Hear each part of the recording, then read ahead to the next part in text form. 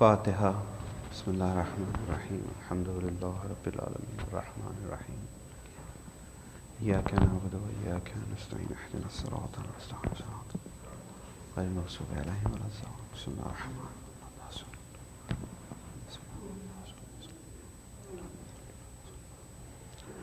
أعوذ بالله من الشيطان الرجيم. بسم الله الرحمن الرحيم. الحمد لله رب العالمين.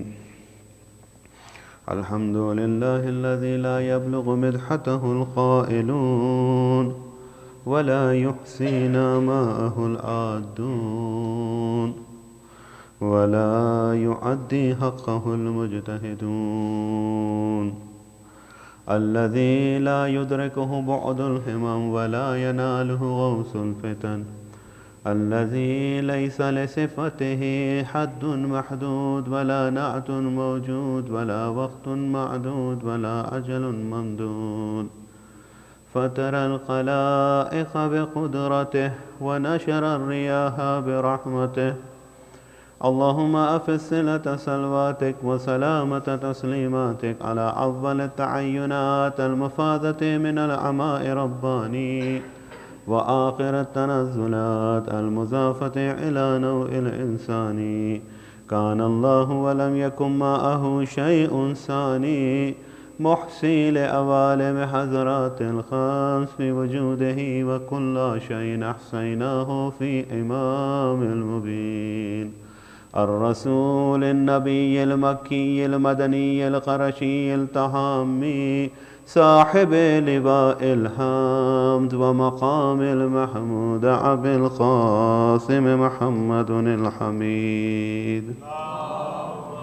صل على محمد وعلى أخيه وابن عمه وسحره وخليفته من بعده وقائد الغر المحجلين ياسوب الدين إمام المتقين أمير المؤمنين علي بن أبي طالب. اللهم صل على وعلى ابنته الطاهرة الحوراء الإنسية الراضية المرضية الشفية يوم الجزاء فاطمة الزهراء سلام الله عليها. اللهم صل على محمد وعلى سبتي رحمة وسيدي شباب أهل الجنة الحسن والحسين.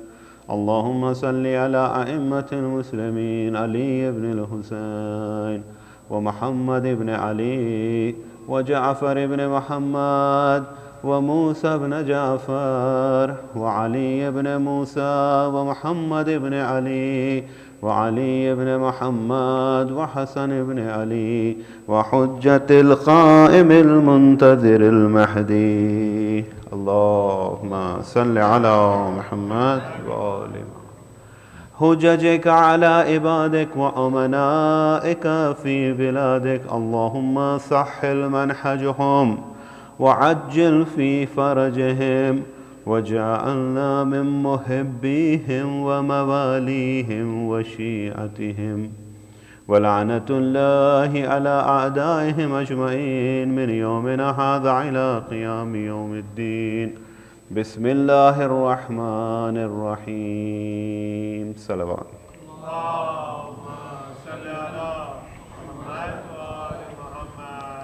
I begin in the name of Allah, the most beneficent and most merciful. We thank Allah subhanahu wa ta'ala who has granted us and provided us this inspiration and tawfiq, after which we have become worthy of remembering His awliya, the friends of Allah, those whom Allah had appointed for the guidance of mankind. We are remembering them and recalling their lives so that we could instill and learn from their lives. Yesterday I have started a discussion on the topic. Initially we spoke a little bit about death and the life of this world and how do we keep the perspective alive by making sure that we do not become skeptic, we do not become hopeless, we do not feel that, well, this life is not worth living, so just do whatever we like. No, that is not the purpose. The purpose is to recognize that this life is a means to attain hereafter. This life is a source of attaining our eternal life, whether we like it to be good or bad. And based on our actions, we are going to be rewarded. However, Allah is not only going to base reward on our actions, but also on our intentions. Innamal amalu bin niyyat. If our intention was to please ourselves, if our intention was to make ourselves popular, be known amongst the people, so people can say how pious this person is, how religious this person is, how eloquent this person is. And if that was the intention, then Allah says that the reward in the life of this world would be that you are going to be rewarded that, but there's no reward in the hereafter. But if the purpose is Allah subhanahu wa ta'ala in every action, whether big or small, because Allah is not lacking in resources. Allah is only giving us an opportunity to act on His behalf. If we do not act, it's not like Allah depends on us. If the whole world turns against Allah, nothing is going to change. If Allah is only making us worthy of doing the task that is the duty of Allah Himself. If Allah is a provider and a sustainer, and if Allah gives us the means to provide and sustain our family, then Allah is making us a source through which the resources are being directed. But if we do not be thankful to Allah, if we do not have that sense of gratitude to Allah, then obviously that tawfiq will be withdrawn. Tawfiq ko salb kar dete hain phir. Yani that tawfiq or that inspiration is withdrawn from us and given to somebody who is worthy of that action. So never underestimate what we have. And one of the best ways of expressing that we recognize what Allah has given us is shukr, is giving our gratitude and thanksgiving to Allah subhanahu wa ta'ala. And if we do not, if we do not become thankful to Allah, no matter who else we are thankful to, it is not going to count, because that thankfulness will not reach Allah. So we really need to know the cause of all causes is Allah. We see physical causes, there is cause and there is effect. But the cause of all causes is Allah. Without Allah, those things that work the way they work would not work. Salawat ala Muhammad wa ala Muhammad.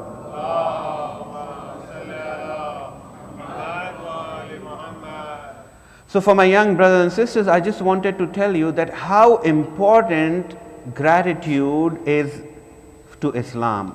Gratitude, thankfulness, thanksgiving is ingrained in the core of Islamic values.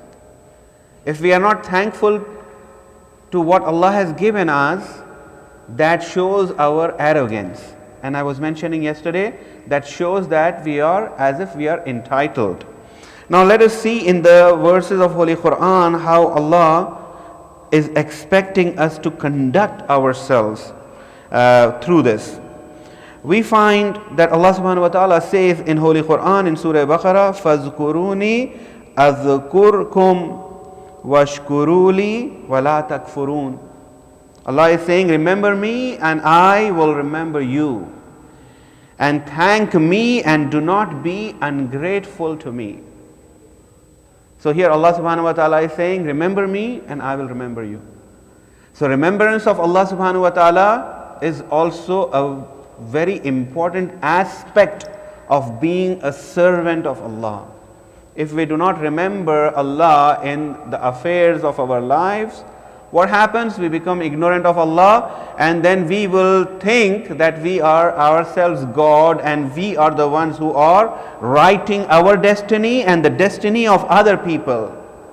But if a person remembers Allah, he will never cross the boundaries. Let me give you an example. If there is all of you are aware of the slavery system, which was very mean, which was very hurtful to mankind, which was very wrong. However, as an example, I can say that if the master sends a slave somewhere, okay, and he gives him the money and say, you go and do this, this and this task. And if the slave himself thinks, no, I am the master and I do not have to listen to my master, I could go off and do whatever I want. But he knows by the time he goes back, and if he has not fulfilled the obligation that his master had demanded from him, what would be the consequences? So the moment he forgets that he is a slave, he is going to have those consequences.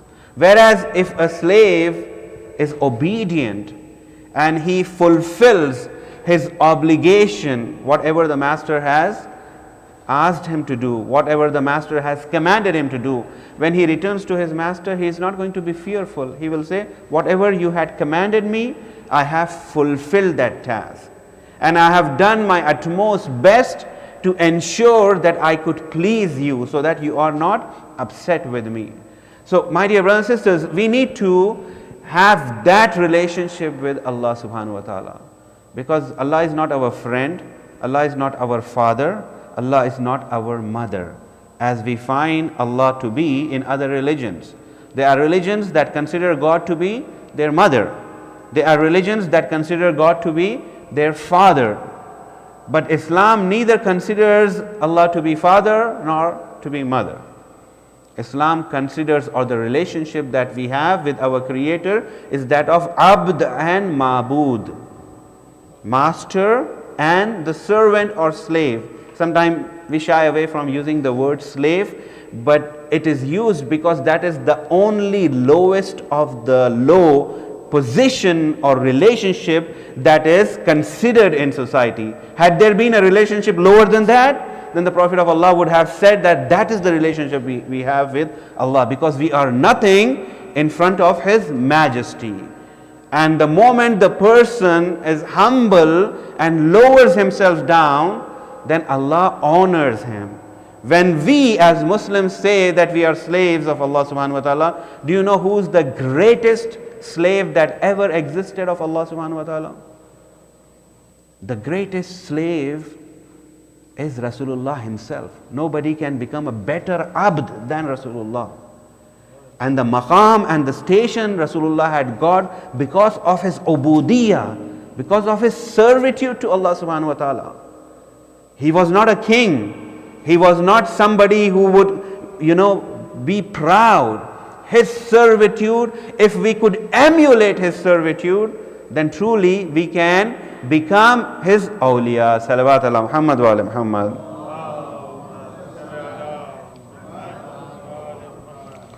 So Allah says, if you remember me, I shall remember you. There are verses of Holy Quran in which Allah subhanahu wa ta'ala says, those who ignore my remembrance, I will make them ignore themselves, their own selves.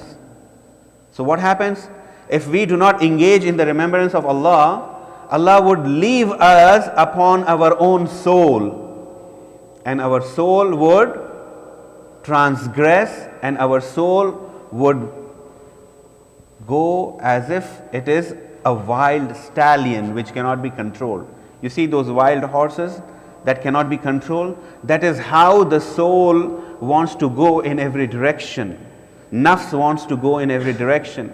And it is the seerah of the Holy Prophet, it is the commands that have been brought by Rasulullah that controls that wild stallion or that nafs that we have within us. And if we can control it, then it will take it to our destination, and that is qurb, that is nearness and proximity to Allah subhanahu wa ta'ala. Salawat ala Muhammad wa ala Muhammad.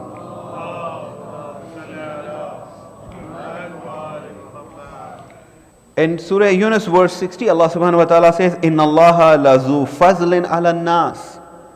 Indeed, Allah is gracious to mankind. وَلَكِنَّ أَكْثَرَهُمْ لَا يَشْكُرُونَ. Whereas most of them are not thankful to Him.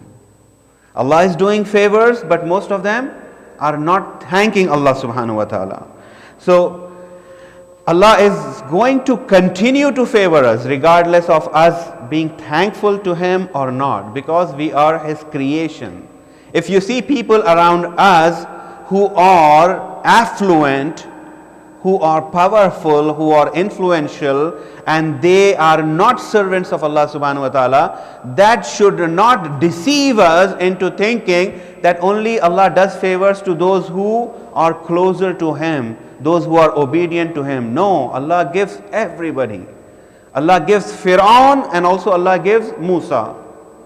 On one hand, Allah is saying to Moses, "Oh Moses, go towards Fir'aun because he has rebelled.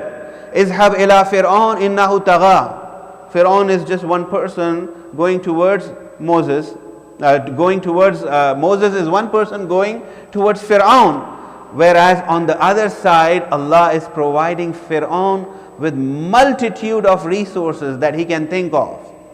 But we know who prevails. It would be Allah and His representative upon earth that would prevail. So if we find that those who do not worship Allah, those who do not remember Allah, those who do not thank Allah subhanahu wa ta'ala, should we consider that, even though they are not thanking Allah, they are well off, they are fine, so we are going to be fine? No, it is the mercy of Allah subhanahu wa ta'ala. It is a grace, and it is a grace period. Okay?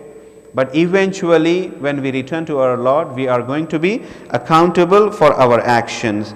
And if we have not been thankful to Allah, then definitely our servitude is a measure of how much we thank Allah subhanahu wa ta'ala. Let me show you this with another verse of Holy Quran in which Allah subhanahu wa ta'ala says, Ya ayyuhallazina amanu kulu min tayyibati ma razaqnakum.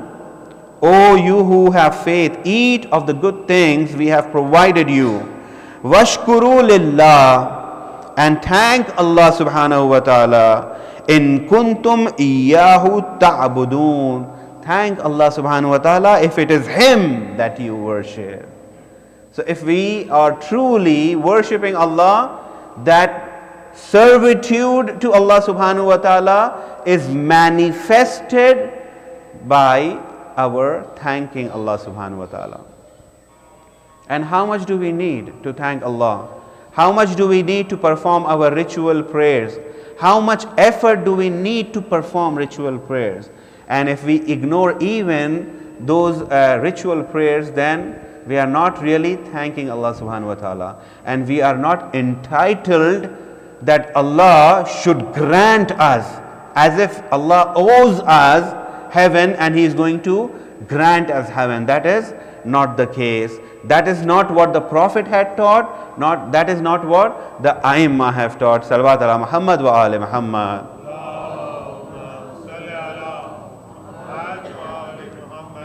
And the bottom line in Islam, in the seerah of the Holy Prophet, the bottom line is salat. Salat, you have heard so many narrations. Salat is a mi'raj of a mu'min. What is it meant by mi'raj of a mu'min?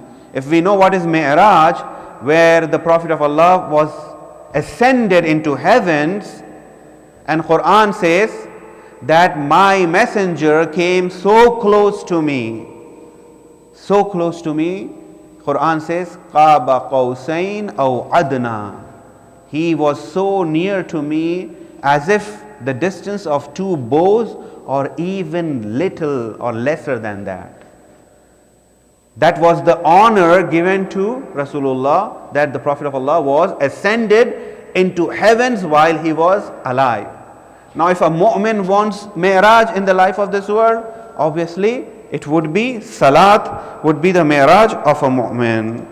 And then if we look into the ahadith of Masumin alayhi salam, we find that the criteria, the measure of the acceptance of our faith and our dedication, our servitude, our ta'abbud to Allah subhanahu wa ta'ala, the measure is salat itself. Imam Sadiq in his last moment, Salawat ala Muhammad wa ala.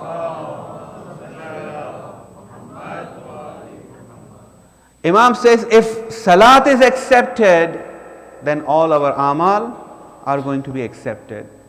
If salat is rejected, then all of our amal are going to be, their acceptance is not going to be guaranteed. And if there was anybody who has undermined salat, it was never Ahl al-Bayt. It was never the Prophet of Allah. However, in the history of Islam, we see salat was undermined after the Holy Prophet. We see this phrase that we call upon salat when we say Hayya ala khairil amal. We say it and others don't say. It was taken off from the azan. Because what is the meaning of Hayya ala khairil amal? Hasten, hasten towards the best of actions. This is the best of action. There is nothing better than this.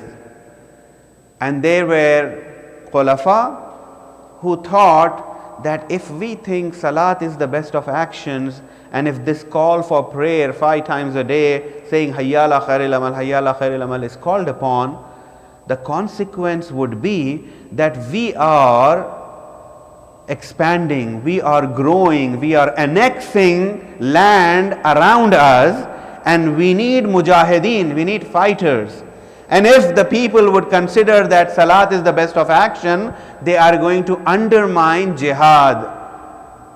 Therefore, let us take off Hayya ala khairil amal from azan, so that we can encourage people to say that the best of actions is jihad. Otherwise, the reason we say Hayya ala khairil amal is because the Prophet of Allah has taught us that this is the best of actions. And if this is accepted, everything is accepted. Salawat ala Muhammad wa ala Muhammad.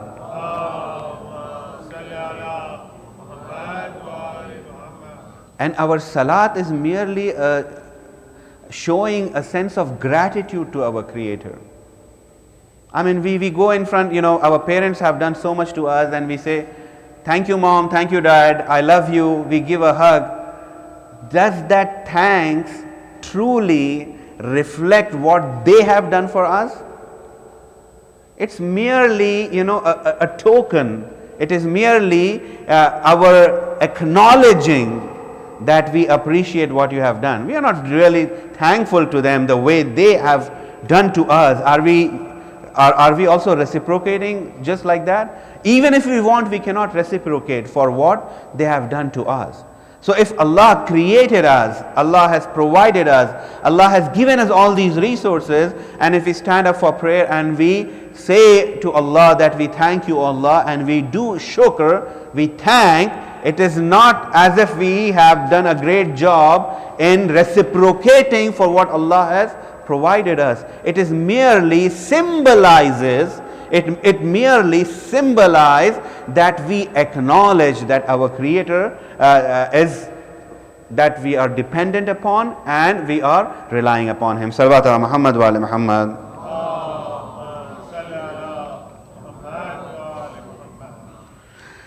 Now in Surah Al Imran, Allah subhanahu wa ta'ala recalls how Allah has helped the believers. Allah says, وَلَقَدْ نَصَرَكُمُ اللَّهُ بِبَدْرٍ وَأَنْتُمْ أَذِلَّةٌ فَاتَّقُوا اللَّهَ لَعَلَّكُمْ تَشْكُرُونَ. Certainly Allah helped you at Badr, in the battle of Badr, the first battle that Muslims had to confront. And Allah says, when you were abased, certainly Allah helped you. When you were on the verge or on the brink of failure, on the brink of embarrassment, Allah helped you. In the enemy's eyes, so be wary. Now Allah says, now that Allah has helped you, O believers, in the battle of Badr, ittaqullah, be wary of Allah subhanahu wa ta'ala. Why? So that you may give thanks to Him. لَعَلَّكُمْ تَشْكُرُونَ. So that being muttaqi, being wary, being aware of Allah subhanahu wa ta'ala is there because we want to be thankful to Allah. The outcome of taqwa, the manifestation of taqwa is that we will become thankful to Allah subhanahu wa ta'ala. Because the verse says, لَعَلَّكُمْ تَشْكُرُونَ. See, in the verses of Psalm in the holy month of Ramzan, we say, كُتِبَ عَلَيْكُمُ الصِّيَامُ كَمَا كُتِبَ عَلَى الَّذِينَ مِنْ قَبْلِكُمْ لَعَلَّكُمْ تَتَّقُونَ. That fasting has been prescribed for you as it has been prescribed for those who were before you, those nations who were before you. لَعَلَّكُمْ تَتَّقُونَ. So that you can attain taqwa. After fasting, Allah, the reward of fasting is taqwa. The reward of fasting is God-wariness, God consciousness. Here Allah subhanahu wa ta'ala says that certainly we helped you in the battle of Badr, and now be wary of Allah. And when you are wary of Allah, what is the outcome? لَعَلَّكُمْ تَشْكُرُونَ. So that you can be thankful to Allah subhanahu wa ta'ala. So if our taqwa does not manifest thankfulness, do you think that is going to be called taqwa? Because some of us, when we are praying, we do pray, but then we get out, we are very, very angry, we are very, very upset on other people that I was praying and you were shouting, you were doing this. We lose our humility. We are on one side showing that we are submitting ourselves to Allah subhanahu wa ta'ala. On the other side, we show arrogance, as if now that I am a muttaqi and an abid, I am demanding what? Respect. I am demanding as if I am entitled for respect, and everybody should make sure that they make way for me so I can move on. That is not the reason. Taqwa is to show humility and to show thanks to Allah subhanahu wa ta'ala. If taqwa comes into our heart, the outcome or the result of taqwa would be that we will be thanking Allah subhanahu wa ta'ala. So what is the measure of seeing whether we have taqwa or not? We don't have any taqwa meter on our bodies, right? Or we don't have an app that we can make with which we can figure out whether we have taqwa or not. Well, shukr is the measure of our taqwa in the light of these verses. What Allah subhanahu wa ta'ala says, fattaqullah. Be wary of Allah, لَعَلَّكُمْ تَتَّقُونَ, so لَعَلَّكُمْ تَشْكُرُونَ, so that you may be thankful to Allah subhanahu wa ta'ala. But if we are not thankful to Allah subhanahu wa ta'ala, our meter is showing that we are not muttaqi. Our meter is showing that we are not God-wary and God-conscious. Salawat ala Muhammad wa ala Muhammad.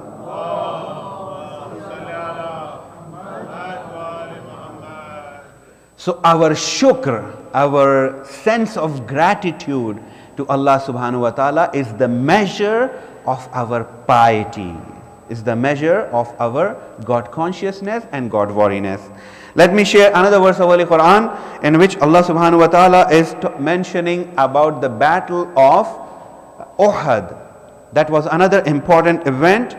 Surah Al Imran, verse 144, in which Allah subhanahu wa ta'ala says, وَمَا مُحَمَّدٌ إِلَّا رَسُولٌ قَدْ خَلَتْ مِنْ قَبْلِهِ الرُّسُلُ أَفَإِنْ مَاتَ أَوْ قُتِلَ إِنْ خَلَبْتُمْ عَلَىٰ أَعْقَابِكُمْ وَمَنْ يَنْقَلِبْ عَلَىٰ عَقَبَيْهِ فَلَنْ يَضُرَّ اللَّهَ شَيْئًا وَسَيَجْزِيَ اللَّهُ الشَّاكِرِينَ. Muhammad sallallahu alayhi wa alihi wasallam is but an apostle. Other apostles have passed before him. If he dies or is slain, will you turn back on your heels? Will you turn away from him? Anyone who turns away from him would not harm Allah at all. Allah would not be affected if the person runs away from the Holy Prophet. And soon Allah shall reward those who are shakireen, those who are grateful, those who are thankful to Allah subhanahu wa ta'ala. So what does this verse show? This verse is telling that in the battle of Badr, there were people who heard the cries of shaitan. Shaitan came and he started creating this chaos in the Muslim ranks by saying that the Prophet of Allah has been killed in the Battle of Uhud. Most of you, mashallah, go to Sunday school, and I know that you know the story of the Battle of Uhud, and in which how Allah subhanahu wa ta'ala mentions and the Prophet of Allah commands his companions to protect from the backside of the valley. And when the Muslims were seen to be winning the battlefield, some of the companions who were supposed to protect the valley, they came down thinking we will lose out, the fear of losing out. F-I-L-O, I think. It is becoming very, very important even today. FILO, fear of losing out. You see, in fear of losing out is a technology term these days. Everybody is trying to get onto every bandwagon because they have this fear and anxiety of losing out. So now they have a new device, they have a new, device, smartphone, then another phone comes in. It's only the fear of losing out that compels them to go and buy the other one. And this is becoming an issue. It's becoming an issue where the scientists are trying to measure it, and how advertising is creating that sense of fear into our hearts of losing out. So we are doing things not because we want to do, we are buying things not because we need them, but we have this fear of losing out. And we go off and we become compulsive buyers, making sure that we go and grab them. Whether we need it or not, we don't know. Really, we don't know. So even at that time, Muslims who were in the Battle of Uhud, they saw that those who were fighting in front were winning, and as a result of winning, the enemy was leaving their possessions and running away. So those possessions of the enemy were in their hands, and those who were standing behind, they had this fear of losing out. So they thought that all the possessions of the enemies would be taken by those who are in front. So they gave in and they came to take those possessions. The moment they came down from the valley, the enemies attacked from the backside, and there was a chaos in the army, in the Muslim army, and the Muslims started running everywhere. And Shaitan, the narration says that Shaitan started creating or echoing voices in the air, saying that the Prophet of Allah had been killed. The Prophet of Allah had been killed. The moment some of them heard that the Prophet of Allah had been killed, they started fleeing the battlefield. They started running away from the battlefield. And Quran is recalling this incident, and Allah subhanahu wa ta'ala is saying that what is it with you guys? If the Prophet of Allah is killed or slain, or if he dies, are you going to turn your back against him? And if you do so, you are not going to harm Allah in any way. And then Allah subhanahu wa ta'ala says that Allah shall soon reward those who were thankful to Allah subhanahu wa ta'ala. And what does it mean? It means that Allah is saying that Allah is going to reward those who remained in the battlefield, those who were steadfast in the battlefield. They did not run away. If we look into the Battle of Uhud itself, from the beginning itself, there were a lot of issues. The Prophet of Allah said that the enemy is coming and they want to take us on our ground in Medina itself. Let us go out and face the enemy, because the enemy is not going to leave our women and children, and there is a fear that our women and children are going to be harmed. So let us go out of Medina and face the enemy. So the Muslim army is going out. But there was one person, Abdullah ibn Ubay. Abdullah ibn Ubay was a Medinite. He was from Medina, from Ansar, and he was considered to be the holiest man before the Prophet of Allah came to Medina. He was considered the holiest man, most respected man in Medina. And there were discussions amongst the Medinites, people of Medina, that we should make Abdullah ibn Ubay the king of Medina. And then the people of Medina came to the Holy Prophet and they invited him over, and the Prophet of Allah came to Medina after his hijrah, after his migration, Abdullah ibn Ubay's stature and his position was completely undermined. Now people would not go to Abdullah ibn Ubay, neither for their spiritual needs nor for their, things that they would in the past would make him the focus of their attention. Abdullah ibn Ubay suddenly became nobody. From being something that the people of Medina were considering him to become a king, to make him a king, Abdullah ibn Ubay is nothing. So Abdullah ibn Ubay forcefully accepts Islam because he has no other choice. The whole Medina turned into Muslims. Either they were Yahudis or they were Muslims. Abdullah ibn Ubay became Muslim, but he was considered to be the head of Munafiqeen, the head of hypocrites, the leader of hypocrites. And what did Abdullah ibn Ubay do in the battle of Uhud? Abdullah ibn Ubay, from the battlefield of Uhud, convinced 300 Muslims that this battle is not worth fighting, let us go home. If the enemy comes to Medina, we will confront the enemy there. And against the will of the Holy Prophet, against the will of Allah, against the will of Quran, Abdullah ibn Ubay was able to sway 300 people to go back to Medina. Okay, so this was the leader of Munafiqeen. So this was even before the battle started. 300 fighters left Battle of Uhud and went back to Medina. This is one setback. The next setback is the Prophet of Allah says that in the back you should be protecting the valley, and under no circumstances you are going to leave the ground.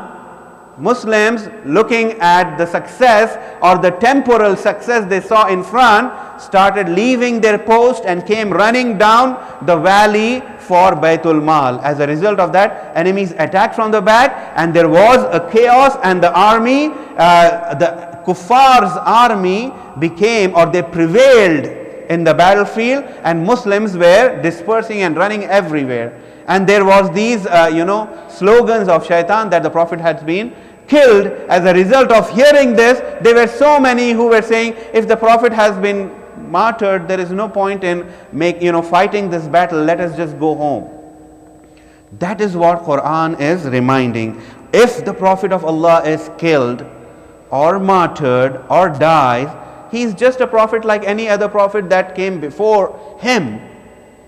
Are you going to turn your heels back? Are you going to turn, are you going to turn away from Islam? Meaning that those who ran from the battlefield, it is as if they have not only ran from the battlefield, they have ran from the fold of Islam. That is what it means. And Allah subhanahu wa ta'ala say, if you do so, you are not going to affect Allah. You are not going to harm Allah in any way. And then Allah subhanahu wa ta'ala finally declares, what does he say? وَسَيَجْزِيَ اللَّهُ الشَّاكِرِينَ. Allah shall surely reward those who are shakireen. Meaning that those who stayed back in the battlefield, those who withstood the pressures of a battle, of a losing battle, and yet they were there to protect Prophet of Allah, they are being termed by Allah subhanahu wa ta'ala as shakireen, those who were thankful to Allah. They are thanking Allah subhanahu wa ta'ala to honor them, to be on the side of the Holy Prophet and not run away from the battlefield. And Allah is promising those shakireen that surely Allah shall reward the shakireen. Salawat ala Muhammad wa ala Muhammad.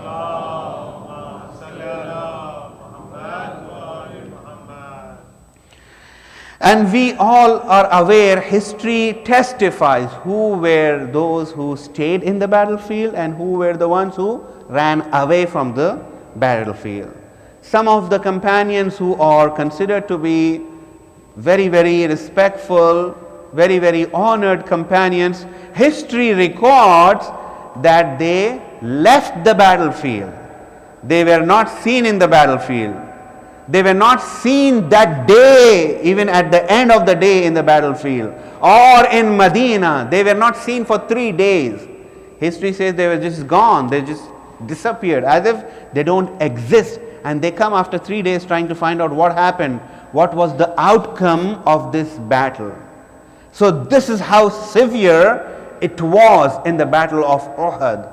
And Allah subhanahu wa ta'ala says, if you have turned your heels in this battle, you cannot harm Allah. Whereas those who stayed back, those who resisted, and those who fought, they are the ones who are shakireen, who are thankful to Allah, and Allah shall surely reward them. And the most important member of those shakireen, who was like a shadow to the Prophet of Allah in the battle of Uhud, is none other than Amirul Mu'mineen Ali ibn Abi Talib. Salawat ala Muhammad wa ala.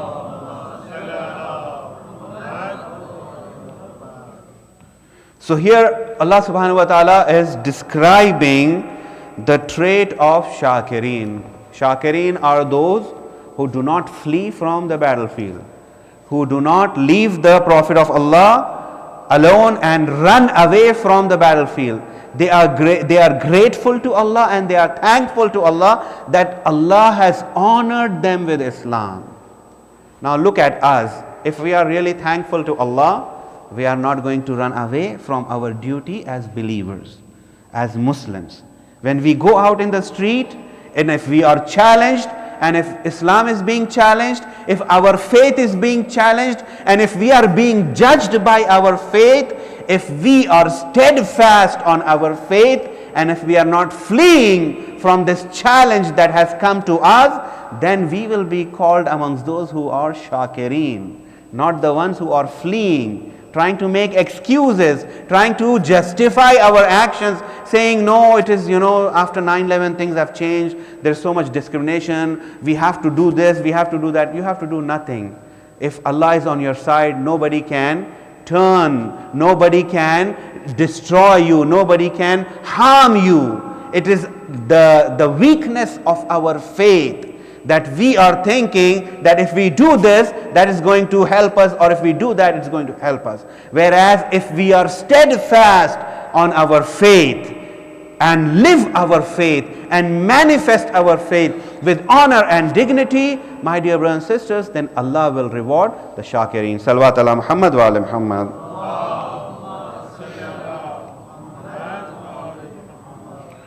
And the narration says that, it calls upon some companions. Amirul Mu'mineen was there, who was supporting the Holy Prophet, who was like a shadow to the Holy Prophet.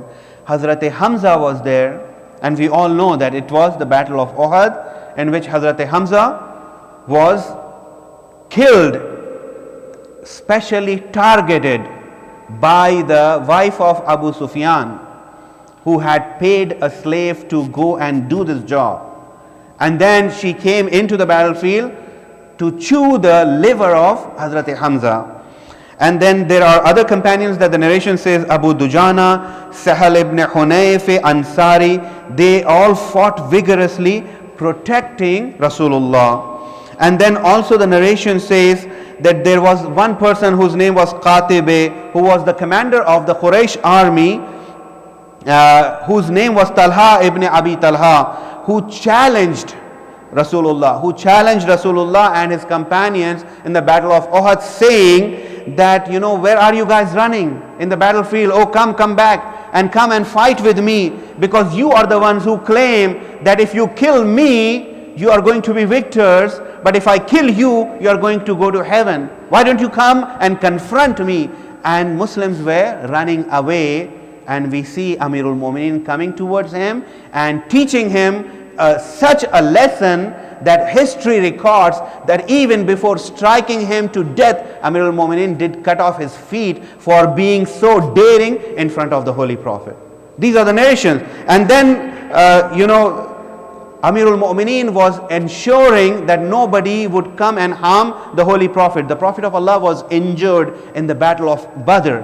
And the Prophet of Allah was directing Amirul Mu'mineen and showing, oh Ali, look, the enemy is coming from left. The Imam would go and attack on that side. Oh Ali, look, the enemy is coming from the right. And the Imam would go and attack on the other side. And then the narration also says that Amirul Mu'mineen ensured those who were the commanders, who were holding the flag of the kuffar of Quraysh, he would put them down so that the motivation of the enemy would fall, their morale would fall. He went there and attacked them and ensured that they were sent to hell so that the enemy would lose ground and run away. Although there were not many people on the Muslim side resisting this battle, but it was Amirul Mu'mineen single-handedly resisting and ensuring that this defeat would turn into victory. Salawat ala Muhammad wa ala Muhammad.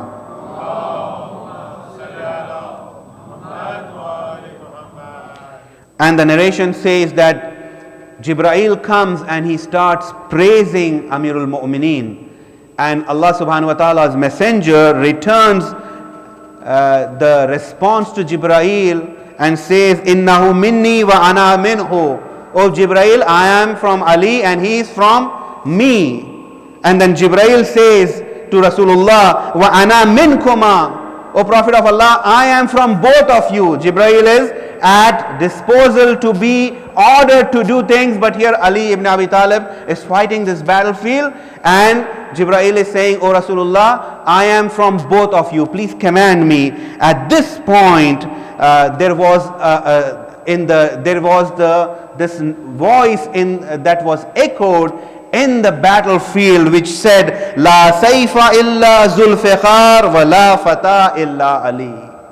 Allahumma salli ala Muhammad. That there is no sword like that of Zulfiqar, the sword that Imam Ali was carrying in the battle of Badr, in the battle of Uhud. Wa la fata illa Ali, and there is no young man like Ali ibn Abi Talib. This was being echoed in the battle of Uhud due to the valor and bravery of Amirul Mu'mineen Ali ibn Abi Talib.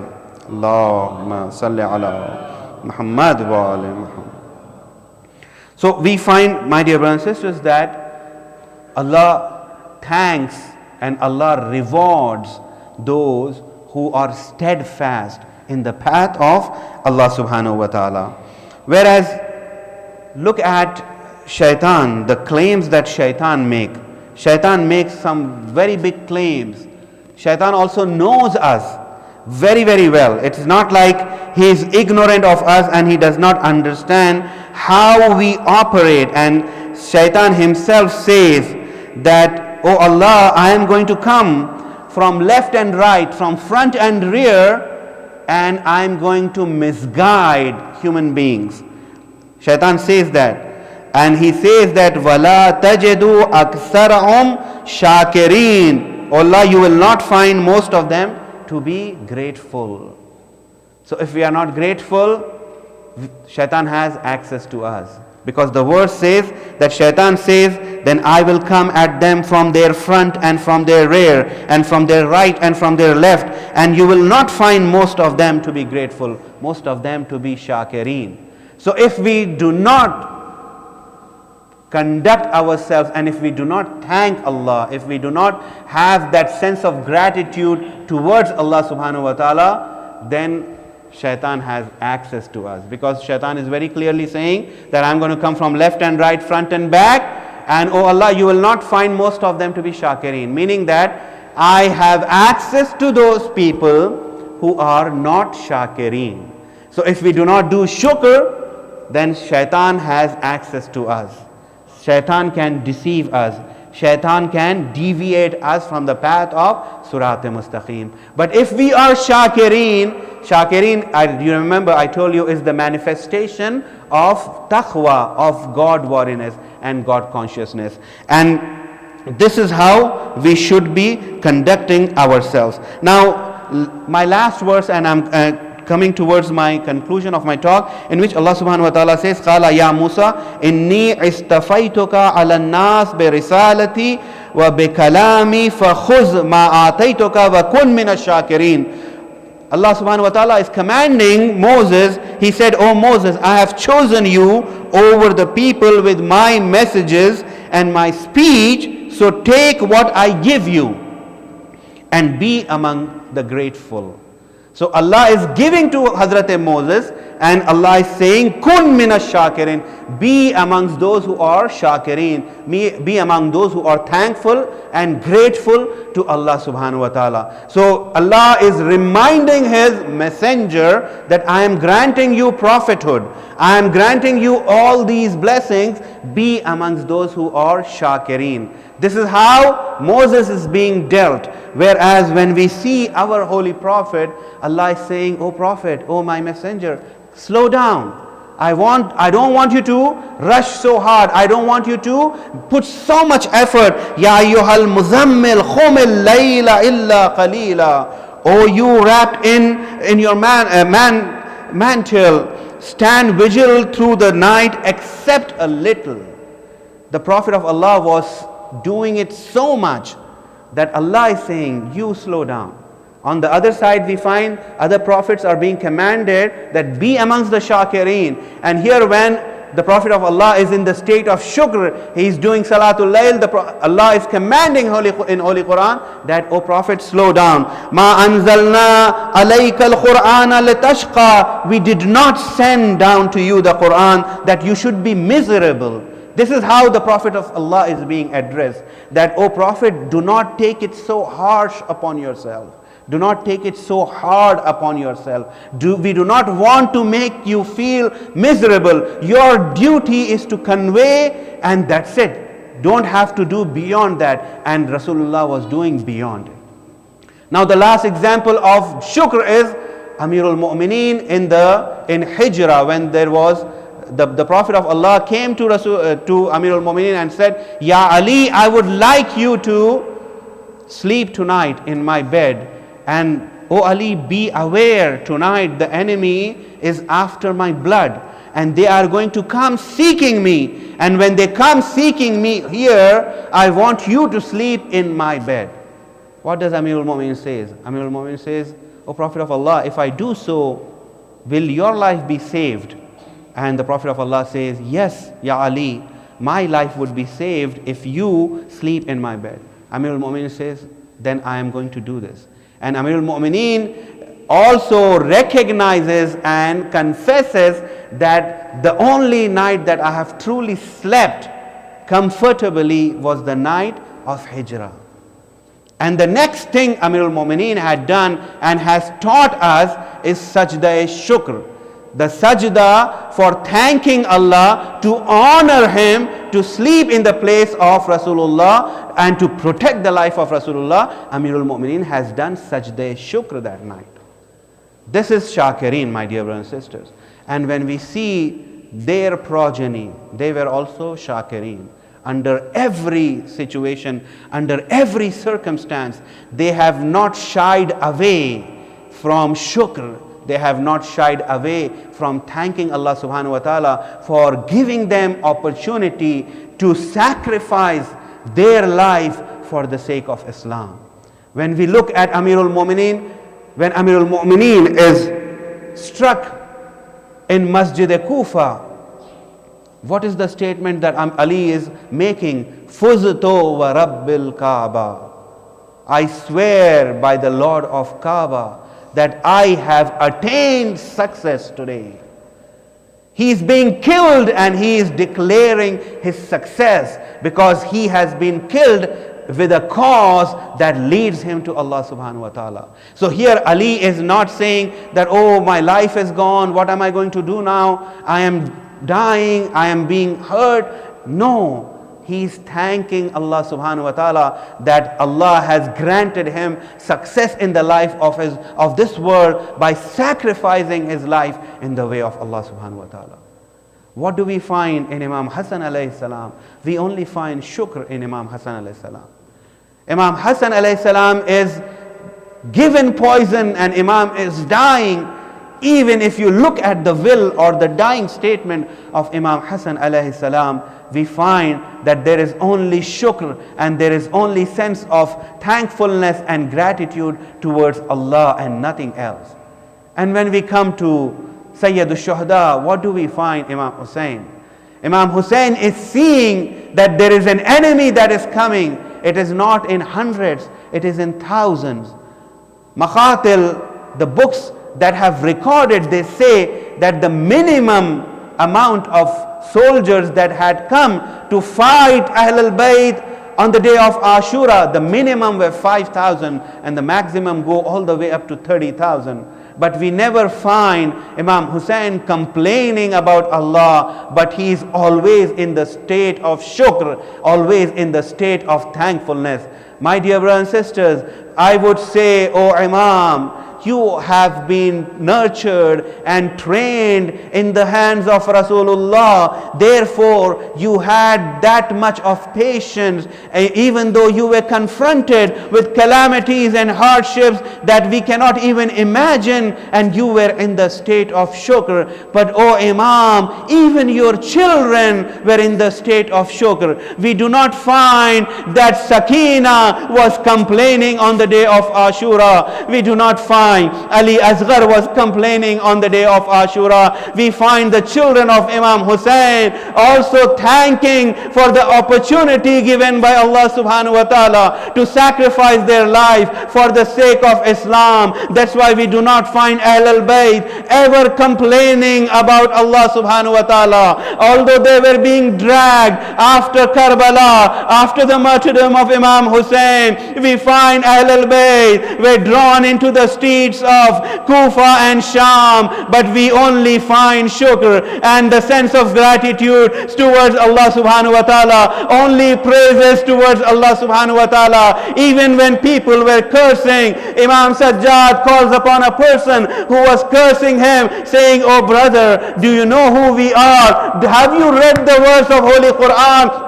قُلْ لَا أَسْأَلُكُمْ عَلَيْهِ أَجْرًا إِلَّا الْمَوَدَّةَ فِي الْقُرْبَى." He says, yes, I have heard this verse which says that, O Prophet, tell them that you do not demand any reward from your ummah except for the love of my holy progeny. But this man says, what does this have to do with you? This is for Ahlul Bayt. And then Imam cries and says, we are those Ahlul Bayt who have been killed in the battle of Karbala by Yazid and his army. And these are the children of Rasulullah. These are the progeny of Rasulullah who are being dragged into the streets of Kufa and Sham in the state of humiliation without hijab. And these are my aunts Zainab and Kulthum, the granddaughters of Rasulullah sallallahu alayhi wa sallam. سَيَعْلَمُ الَّذِينَ ظَلَمُوا أَيَّ مُنْقَلَبٍ يَنْقَلِبُونَ إِنَّا لِلَّهِ وَإِنَّا إِلَيْهِ رَاجِعُونَ.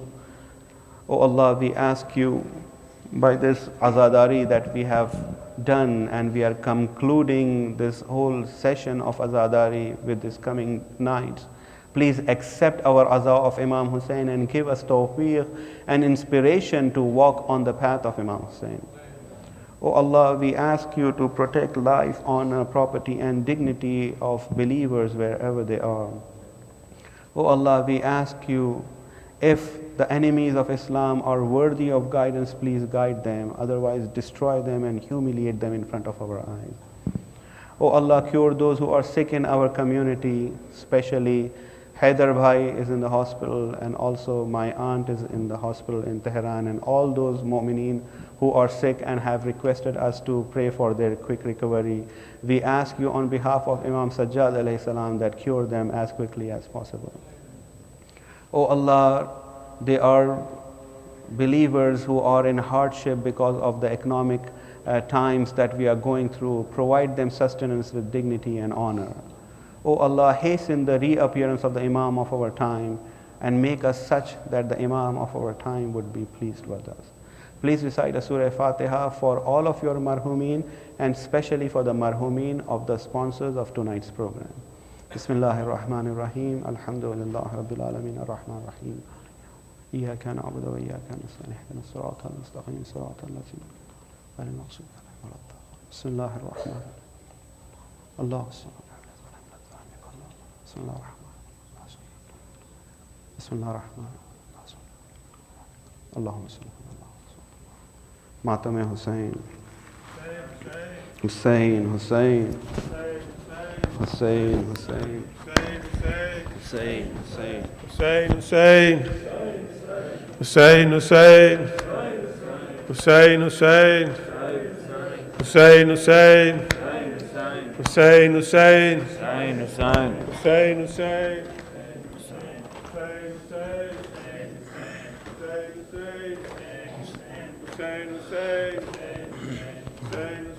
O people of Kufa.